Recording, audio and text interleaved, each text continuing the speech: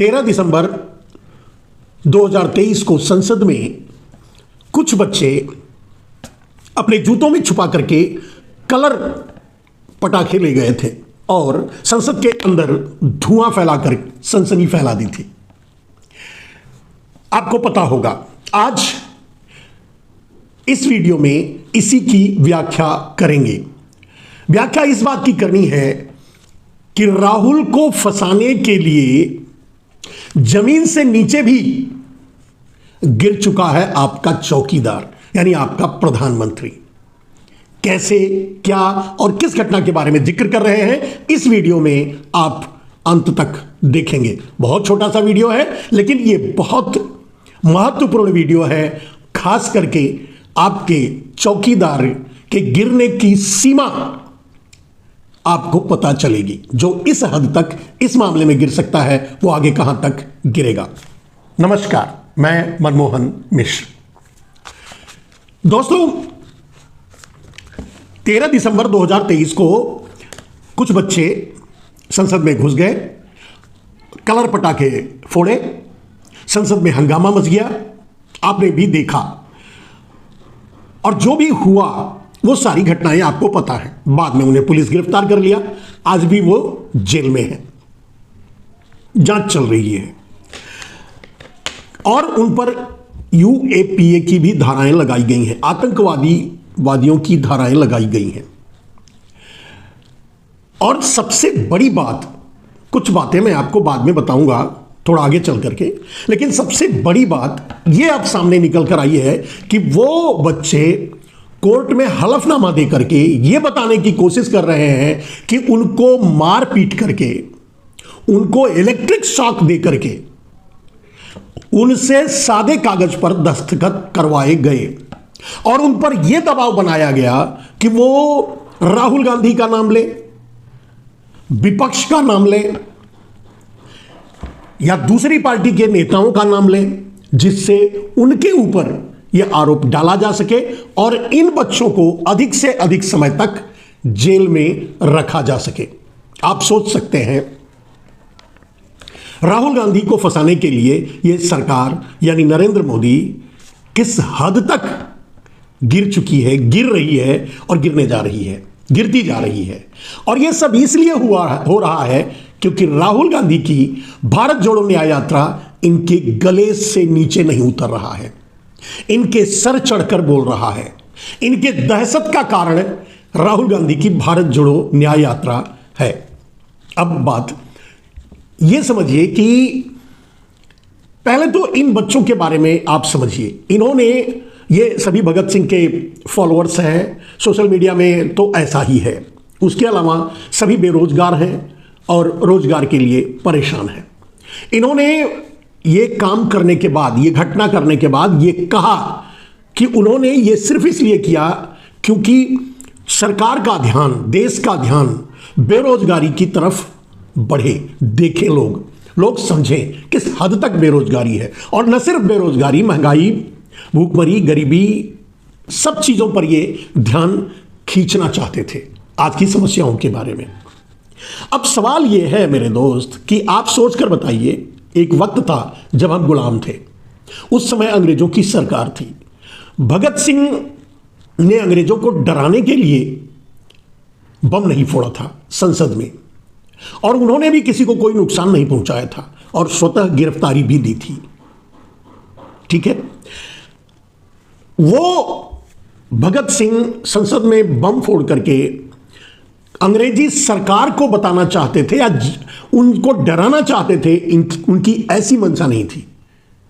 ये आप अगर भगत सिंह के बारे में पढ़ेंगे, उस घटना के बारे में पढ़ेंगे या उसके बाद की कार्रवाई के बारे में पढ़ेंगे, यहां तक कि भगत सिंह फांसी चढ़ा दिए गए, फिर भी उस घटना से वो मुकरे नहीं। हालांकि उनको उस घटना के लिए फांसी नहीं चढ़ाई गई थी, लेकिन उनको सजा दी गई थी।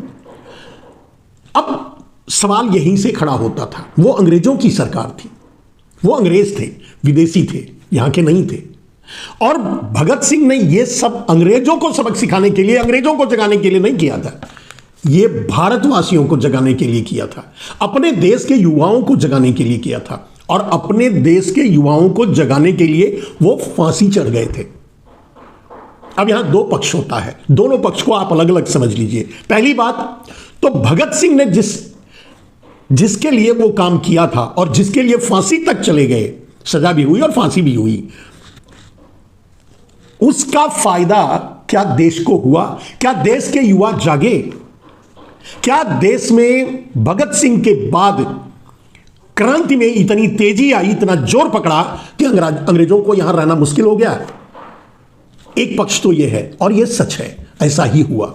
देश के युवा जागे, देश के युवा समझे, देश के लोग उठ खड़े हुए, अंग्रेजों के खिलाफ जंग छेड़ दी। लेकिन एक पक्ष यह है, दूसरा पक्ष क्या है कि वो अंग्रेज थे, वो भारत में इस तरह का काम करने वाले जो भारत को ही, भारतीयों को ही जगाने के लिए किया, उसे भी वो आतंकवादी की श्रेणी में रखते थे। और यहां तक कि भगत सिंह को भी आतंकवादी कहकर ही सजा भी दी गई थी। खैर, अब आते हैं दूसरे पहलू पर।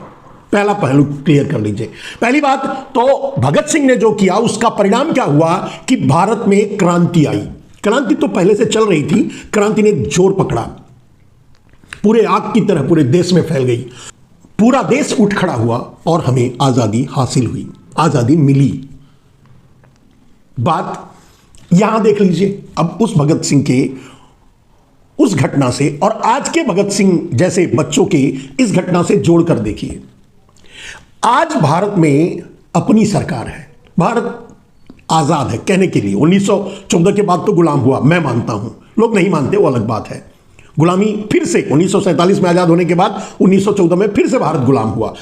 ये देखिए इस समय का, अगर तथाकथित रूप से अगर हम आजाद हैं तो हमारे देश के ही युवा पूरे देश को जगाने के लिए, युवाओं को जगाने के लिए, लोगों को बताने के लिए कि देश में अन्याय हो रहा है, लोगों की नौकरी छीनी गई है, लोगों को नौकरी नहीं दी जा रही है, बेरोजगारी है, गरीबी है, भूखमरी है, किसानों के साथ अन्याय हुआ है और 80 करोड़ लोगों के हाथों में कटोरा थमाकर भीख मांगने के लिए खड़ा कर दिया गया है मुफ्त अनाज की लाइन में।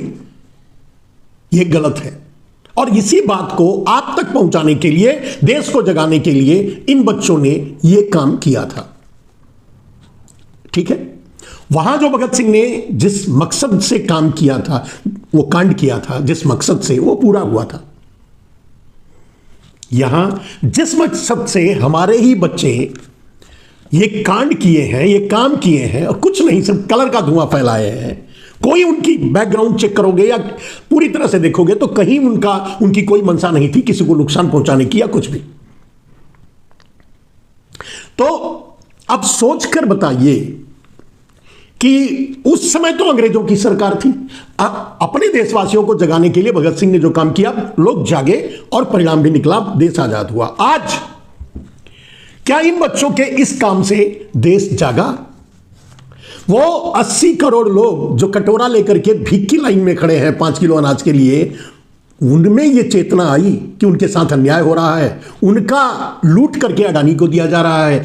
इसीलिए उनके हाथों में कटोरा इसलिए आया है क्योंकि सारा धन अडानी को ट्रांसफर किया गया है, अडानी को दे दिया गया है। चेतना आई, पहली बात। दूसरी बात, उन बच्चों के साथ जो किया जा रहा है, जो अभी सामने आया कि उनको टार्चर करके मतलब दूसरी पार्टी या राहुल गांधी को फंसाने की कोशिश की जा रही है। दूसरा, उन पर आतंकवादी धाराओं में सजाएं, मतलब उनको बंद किया गया है और सजाएं भी होंगी, जांच हो रही है, उन पर मुकदमा चलाने की कोशिश की जाएगी और उनको सजा दी जाएगी और उनको जेल होगी। पहली बात तो ये दोनों चीजें आप समझने की कोशिश कीजिए कि क्या इन बच्चों के काम के बाद, इस कांड के बाद देश में जागरूकता आई, लोगों को समझ में आया? जो बेरोजगार घूम रहे हैं रोड पे, जो महंगाई से 100 रुपया के ऊपर पेट्रोल खरीद रहे हैं, डीजल खरीद रहे हैं, उनमें चेतना आई? क्या किसानों को जिसे नरेंद्र मोदी ने ठगा, उनमें चेतना आई? क्या युवाओं में जो बिना नौकरी के रोड पे घूम रहे हैं, उनमें चेतना आई? क्या इसी में चेतना आई? मुझे तो नहीं लगता। ये एक बहुत बड़ा पॉइंट है। और दूसरा पॉइंट क्या है? दूसरा पॉइंट क्या ये है कि ये अंग्रेजों की सरकार नहीं है, कुछ भारतीय माफियाओं की सरकार है। आपको क्या लगता है, अंग्रेजों ने जो काम किया था, जो भगत सिंह के साथ किया था, क्या यहां इन बच्चों के साथ यह सरकार, आपकी आजादी के बाद वाली, नरेंद्र मोदी की अमृतकाल वाली, राम राज्य वाली सरकार, क्या वही काम नहीं कर रही है जो अंग्रेज सरकार कर रहे थे?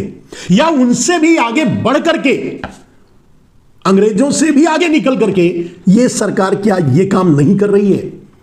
और यहां तो यह भी कर रही है कि इनके जरिए, भगत सिंह के जरिए अंग्रेज किसी और को फंसाने की कोशिश नहीं किए, अपने देश के नेताओं को, लेकिन यहां इन अपने छोटे छोटे भगत सिंहों के जरिए उनको मारकर, उनको टार्चर करके, उनको इलेक्ट्रिक शॉक देकर, उनसे सादे पेपर पे दस्तखत करवा करके यह कोशिश की जा रही कि इनके मुंह से बुलवा करके नेताओं को फंसाया जाए, विपक्ष को फंसाया जाए, आरोप किसी और पर मढ़ा जाए। कहने का अर्थ यह है मेरे दोस्त, क्या आपको नहीं लगता कि वो अंग्रेजों की सरकार से कई गुना ज्यादा खतरनाक ये गुजरात लॉबी की या गुजराती माफियाओं की सरकार है? कुछ की बात कर रहा हूं मैं, सारे गुजरातियों की कभी बात नहीं करता। ये जो गुजराती माफिया हैं, जो डायरेक्ट इनडायरेक्ट तरीके से देश में सरकार चला रहे हैं, क्या आपको नहीं लगता कि उनसे ज्यादा खतरनाक ये हैं? उदाहरण के लिए तो सामने है, दोनों पक्ष मैंने रख दिया, अंग्रेजों का वक्त भी और आज का वक्त भी। अंग्रेज सिर्फ भगत सिंह पर कार्रवाई किए, उनको फांसी तक ले गए, क्योंकि वो हमारे नहीं थे, क्योंकि वो हमारा दमन करना चाहते थे, क्योंकि वो देश छोड़ना नहीं चाहते थे। लेकिन यहां तो अपनी सरकार है, यहां तो अपने बच्चे हैं, यहां तो अपनों को जगाने के लिए उन्होंने किया है। इनके साथ भी उससे भी ज्यादा, अंग्रेजों से भी ज्यादा खतरनाक तरीके से साजिशें की जा रही हैं, सजा दी जा रही है। आपको क्या लगता है, क्या अंग्रेजों की तुलना में भी यह सरकार, यानी आपके चौकीदार की सरकार, ज्यादा खतरनाक है? और सीधे अगर कहें कि आपका चौकीदार राहुल गांधी को फंसाने के लिए जमीन से भी नीचे गिरने के लिए तैयार है, अब इससे नीचे गिर के कहां जाएगी, आप बताओ। अब इस बात को आपको समझना होगा, जो भी सही गलत है आपके सामने है, सोशल मीडिया के द्वारा। कहीं किसी मीडिया में ना उस समय इस बात का जिक्र हुआ था, ना आज उनके साथ जो हो रहा है उसका जिक्र होगा, कभी कुछ नहीं होगा। अब अगर आज और उस परिवेश को ध्यान में रखकर आप स्टडी करेंगे तो आपके को लगेगा कि उन अंग्रेजों की सरकारें जितनी खतरनाक थी उससे कई गुना ज्यादा उन अंग्रेजों के दलालों की सरकारें हैं। मेरा तो अनुभव यही कहता है, मेरी समझ तो यही कहती है। वरना तो इन बच्चों ने ऐसा कोई काम नहीं किया था कि इन पर आतंकवादी धारा लगा करके चार्ज किया जाए, अंदर रखा जाए, टार्चर किया जाए। उनसे जो भी हो रहा है, ये हमारा कोई अपना वर्जन नहीं है। ये सब कुछ जो सोशल मीडिया के जरिए, कोर्ट के हलफनामा के जरिए जो सामने आया है, तो क्या आपको मेरी बात सही नहीं लगती? अब इस केस की शुरुआत को समझिए। दोषी उन बच्चों को साबित किया गया है, उनको जेल में डाली। सबसे पहले तो जेल में डालना चाहिए था, कौन थे? प्रताप सिन्हा, जो शायद मैसूर के सांसद थे। मैसूर के सांसद प्रताप सिन्हा ने पास इशू किया था, जिसके कारण उन्हीं के पास पर ये बच्चे अंदर आए थे और ये घटना हुई। अब आप समझिए, अगर किसी पर कार्रवाई होनी चाहिए थी, अगर किसी ने नियम तोड़ा, अगर किसी ने गैर जिम्मेदाराना हरकत किया, तो वो तो प्रताप सिन्हा है।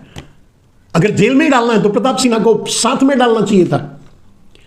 क्या प्रताप सिन्हा इनके साथ इस कॉन्स्पिरेसी में शामिल नहीं है? क्या प्रताप सिन्हा पर यूएपीए नहीं लगना चाहिए? लेकिन बात यही है जो सामने है। ये गुजरात लॉबी देश को अपने चंगुल में कस करके और इस तरह से चलाना चाहती है कि चाहे जो भी है, जो उनके साथ है, वो सुरक्षित है। चाहे वो बलात्कार करे, चाहे वो चोरी डकैती करे, चाहे वो कत्ल करे, चाहे कुछ भी करे, चाहे कितने अपराध करे, उनके साथ है तो सुरक्षित है। अगर उनके सामने खड़ा है, इस गुजरात लॉबी के सामने खड़ा है, तो उसके साथ कुछ भी किया जा सकता है।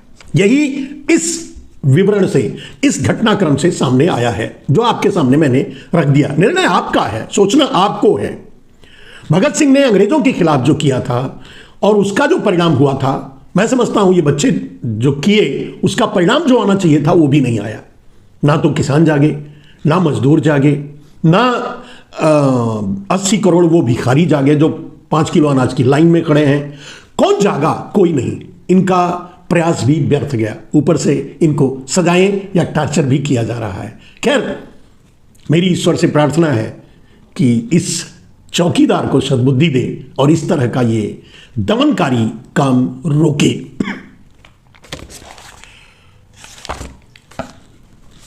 जो कि होने वाला नहीं है। अब आपको समझना होगा कि किस कुचक्र में आप फंस चुके हैं, कितना खतरनाक है ये लाबी। आगे और क्या होगा इसके बारे में इन घटनाक्रमों से आप अंदाजा लगा सकते हैं। जाते जाते एक और बात कहूंगा। सारी समस्याओं के बावजूद, इन तरह के सारे अन्यायों के बावजूद, सारे जुल्म के बावजूद, सब कुछ अपनी मुट्ठी में कैद कर लेने के बावजूद, सब कुछ दमन कर लेने के बावजूद, और यह समझिए कि अघोषित इमरजेंसी भारत पर लागू करने के बावजूद आप नहीं समझ पा रहे हैं, क्योंकि आपको जबरदस्ती मंदिर घसीट कर ले जाया जा रहा है और यह बताया जा रहा है कि आपको तो यही से मिलेगा जो मिलना है। हम तो लूट कर अडानी को ही देंगे, आपको अगर कुछ चाहिए तो यहां बैठे हैं मंदिर में, यहां से मांग लीजिए।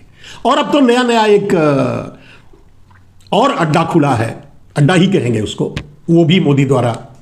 तो एक अड्डा खुला है अयोध्या में, अब वहां आपको भेजा जा रहा है जबरदस्ती कि इनसे मांग लीजिए जो मांगना है। और जब आप वहां जाते हैं मांगने के लिए, ठीक उसी समय आपके घरों को लूटकर, आपके धन को लूटकर, आपकी समृद्धि को लूटकर अडानी को पासान कर दिया जाता है। कब समझेंगे यह आप पर निर्भर है। नमस्कार।